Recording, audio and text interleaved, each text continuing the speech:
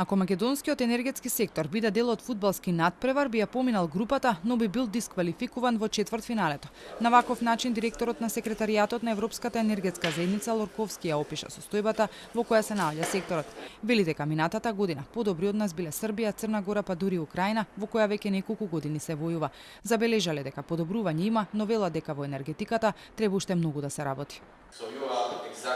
Точно во просек сте во однос на имплементацијата на законот или законодавството всушност на енергетската заедница, како што можете и самите да видите, кога станува збор за успешноста, вие сте на 53%.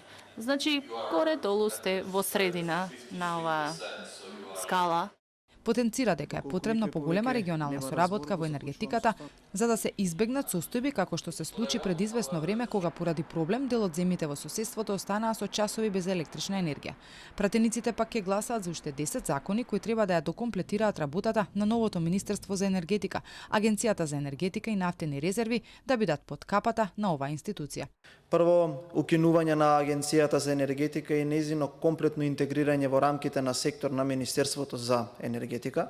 А втора работа која што е особено важно, бидејќи во вашиот извештај имаше и делови за задолжителни нафтени резерви, создавање на обврска, односно тој орган да биде директно под Министерството за енергетика, како и да поднесува 2 пати годишно извештај, 6-месечен и годишен. Оценуваат и дека заостанува и пазарот на газ, со образложение дека има спојување на две компании и создавање на нов систем оператор за пренос на газ, но велат се уште не е сертифициран. Од Европската енергетска заедница ја пофалија работата на регулаторната комисија и на првиот човек Беслимовски. Критиките, но и пофалбите ги слушна и поранешниот премиер Ковачевски, кој ја извршуваше оваа функција во период кога земјава се уште ја чувствуваше енергетската криза, но него продискутира извештајот од говорницата.